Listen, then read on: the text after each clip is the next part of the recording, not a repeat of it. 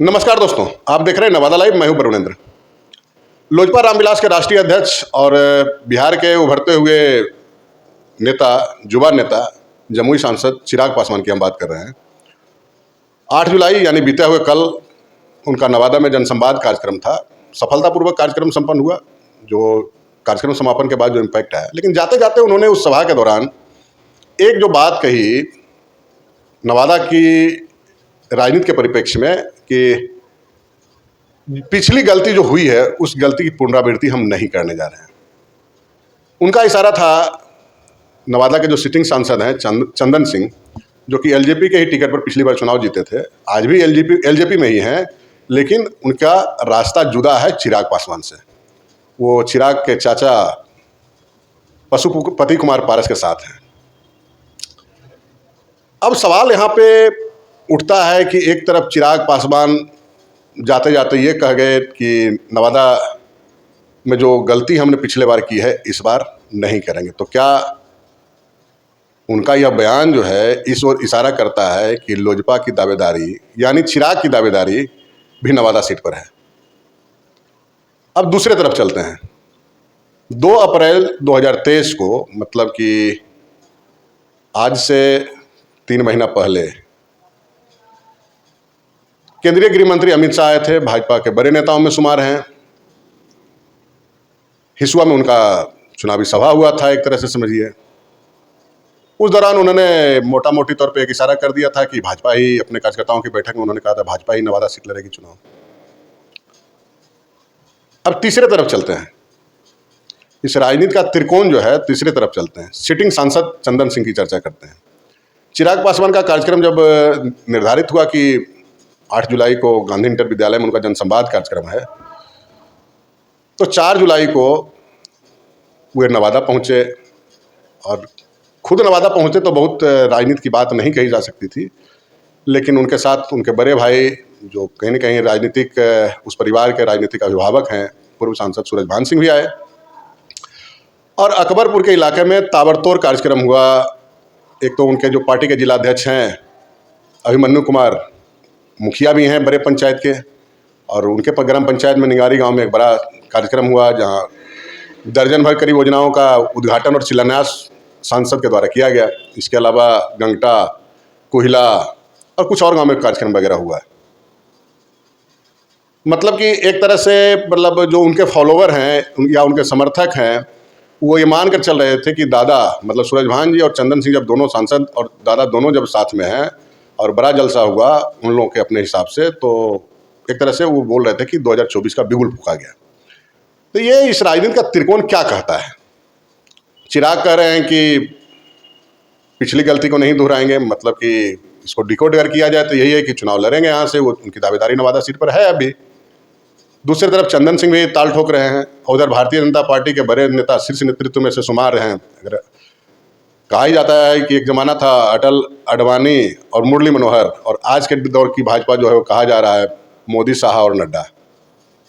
तो उसमें नंबर 2 पे हैं भारतीय जनता पार्टी के लीडर अमित शाह। अगर वो अपने कार्यकर्ताओं को आश्वस्त करके कहें कि भाजपा चुनाव लड़ेगी, तो इसका क्या मायने है, क्या सही है, क्या हो सकता है, राजनीति क्या कहता है भाजपा का और एनडीए कुनबा का?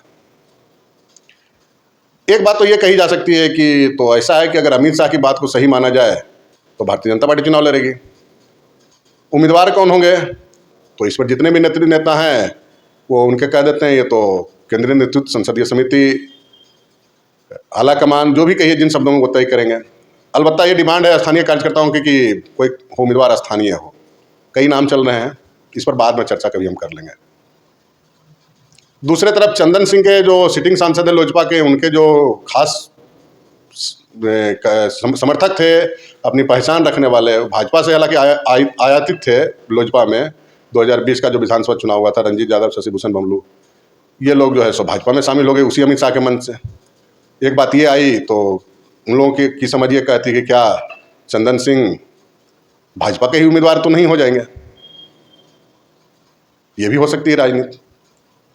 तीसरी तरफ है कि चिराग की अपनी एक जिद है कि लोजपा को तोड़ने में, मतलब पार्टी को तोड़ने में और परिवार को तोड़ने में, मतलब चाचा भतीजा को अलग करवाने में और पार्टी को भी बुरी तरह से तोड़ने में सूरजभान जी, जो राष्ट्रीय उपाध्यक्ष थे पार्टी के, और रामविलास पासवान जी जब तक जीवित थे उनके बहुत ही विश्वसनीय, अगर परिवार से बाहर कोई विश्वसनीय भरोसेमंद थे तो सूरज भान जी थे। तो सूरज भान जी भी कहीं ना कहीं चिराग के निशाने पे हैं, चूँकि एक समय था कि जब चिराग को निपटाने की पॉलिटिक्स बिहार से लेकर दिल्ली तक, पटना से लेकर दिल्ली तक चल रही थी, उसमें मानते हैं चिराग के लोग, चिराग के थिंक टैंक, कि उसमें सूरज भान जी की बहुत बड़ी भूमिका थी।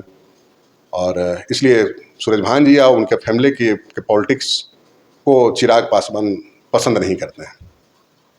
अब आगे क्या हो सकता है? चंदन सिंह भी खूंटा गाड़ दिए हैं सूरज भान सिंह के साथ आकर, चिराग पासवान भी अपनी दावेदारी करके चले गए हैं या अपने कार्यकर्ताओं को एक उम्मीद जगाकर चले गए हैं। और तीसरी तरफ भाजपा के लोग तो अपने शीर्ष नेतृत्व में से टॉप 3 में से एक का भरोसा ही बटोर चुके हैं कि लड़ना है, भाजपा को लड़ना है। तो हम यहाँ चंदन सिंह की पॉलिटिक्स पर हम ये जानना चाहते हैं। अब देखिए खेल कहाँ फंस रहा है। लोजपा के बारे में कहा जा रहा है कि इसका डिमांड जो है पिछली बार के 6+1, तो 6+1 जो पिछले बार जब रामविलास पासवान जिंदा थे तो उसमें होता कि 6 पार्लियामेंट की सीट और 1 सीट राज्यसभा की, जिसमें रामविलास पासवान खुद गए थे राज्यसभा, और 6 पर उनके लोग चुनाव लड़ रहे थे, 6 सीट जीता गया था। इस बार जो कहा जा रहा है फिर 6+1 की बात हो रही है, लेकिन एक राज्यसभा की बात नहीं हो रही है। जो हमारी जानकारी है कहीं न कहीं से लोजपा के कुछ साथियों जो हमारी बात होती है तो उसमें है कि 6+1 में मतलब 7 सीट के 7 सीट चिराग पासवान चाह रहे हैं कि सीधे हमको मिल जाए पार्लियामेंट का। ये अलग बात है कि 6 में उनके हिसाब से कैंडिडेट होगा और 7वां जो चिराग पासवान के सिंबल पर मतलब हेलीकॉप्टर छाप पर जो उड़ान भरेंगे वो कैंडिडेट बीजेपी के पसंद के हो सकते हैं या बीजेपी के ही हो सकते हैं कैंडिडेट। तो क्या उस कोटे में नवादा सीट जा रही है क्या? एक मिनट। दूसरी बात,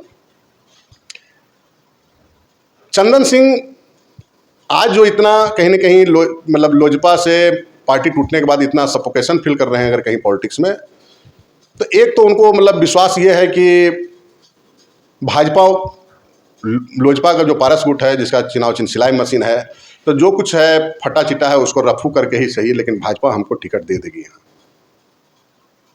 दूसरा है कि भाजपा खुद लड़ती है तो हमको दे दे ये सीट। लेकिन हम इससे आगे की बात करते हैं, राजनीतिक संभावनाओं का खेल है, तो एक संभावना और जो है कहीं ना कहीं उमर घुमर रहा है, उस दिशा में हम चर्चा करना चाहते हैं। चर्चा अगर हमारी समझ जो कह रही है उसके हिसाब से हम बात कर रहे हैं कि चिराग पासवान को इस बात का टीस है। हमने जब चिराग पासवान और पशुपति पारस और भाजपा के पॉलिटिक्स में ये था तो हमने किसी एक व्यक्ति से बात की और पूछा कि क्या चिराग पासवान क्या मानते हैं कि पार्टी जो उनकी टूटी या उनका दल जो टूटा या परिवार जो टूटा उसमें किसकी भूमिका है, बीजेपी की कितनी भूमिका है, और जो उसमें गठबंधन के एक और पार्टनर थे जदयू, उसकी क्या भूमिका है। तो मतलब चिराग के जो चाहने वाले या जो समर्थक लोग हैं उनके बीच से बात आई कि नहीं, चिराग पासवान का एक ही मानना है कि बीजेपी की कोई भूमिका नहीं थी, इसमें सारी भूमिका जो है सो जदयू की थी। नीतीश कुमार के सह पर जदयू के राष्ट्रीय अध्यक्ष जो है ललन सिंह, उनके द्वारा पार्टी को बैठकबाजी करके तोड़ा गया और इसमें बहुत बड़ा भूमिका जो है सो सूरज भान सिंह ने अदा किया। अब यहीं से राजनीति की दूसरे पन्ने की तरफ जाते हैं। तो क्या इस बात को माना जाए कि जिस प्रकार चंदन सिंह और सूरज भान सिंह खूंटा ठोक करके कह रहे हैं कि हम चुनाव लड़ेंगे नवादा से, और अपना एक चुनावी कैंपेनिंग भी कहीं ना कहीं वो 4 जुलाई को जो उन्होंने अकबरपुर इलाके से जो शुरुआत किया है, और वो था कि 2024 का ही आगाज है ये, तो भाजपा और एनडीए से निराशा हाथ लगने के बाद क्या सूरज भान जी और चंदन जी जदयू के जो राष्ट्रीय अध्यक्ष हैं ललन सिंह और मुख्यमंत्री नीतीश कुमार हैं, उनसे कर्ज वसूलने की डिमांड कर सकते हैं क्या कि हमारा कर्ज अब चुकता कर दीजिए जो राजनीति में हमने आपको दिया था उस वक्त। मतलब कि क्या महागठबंधन के भी उम्मीदवार चंदन सिंह हो सकते हैं? हम इस सवाल को खड़ा कर रहे हैं। और राजनीति में कुछ भी हो सकता है।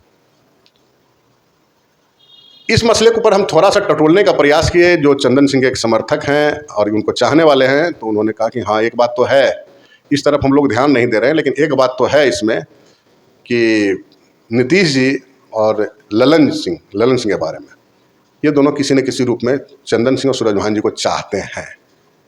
और बात फैक्ट भी है, जिसमें पार्टी लोजपा अलग हुई थी, चिराग को अकेले जब छोड़ दिया गया था तो उसमें चंदन सिंह का मुख्यमंत्री के यहाँ आना जाना भी हुआ था। हालांकि हुआ था कि शादी का रिश्ता वगैरह के लिए जो है सो निमंत्रण देने के लिए गए थे, लेकिन ये सब तो खैर दिखावा है, आना जाना था। एक संबंध मधुर है, लेकिन राजनीतिक परिस्थितियों का गुलाम होता है। आने वाले दिनों में क्या कुछ हो सकता है। चंदन सिंह भाजपा के उम्मीदवार भी हो सकते हैं, चंदन सिंह महागठबंधन के भी उम्मीदवार हो सकते हैं।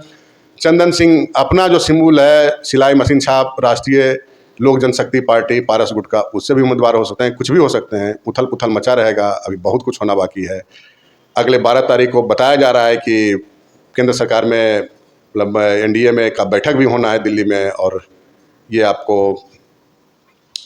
एक केंद्रीय मंत्रिमंडल का विस्तार भी होना है। चिराग उसमें जाते हैं, पशुपति कुमार पारस उसमें ड्रॉप होते हैं। क्या होता है अगले 2-4 दिनों में बहुत कुछ तस्वीर साफ होगी, और वो नवादा की पॉलिटिक्स भविष्य में क्या होने जा रही है इस पर इशारा बहुत कुछ कर देगा। तो अब आने वाले दिनों में क्या कुछ होता है हमारी न्यूज़ पर बनी रहिए।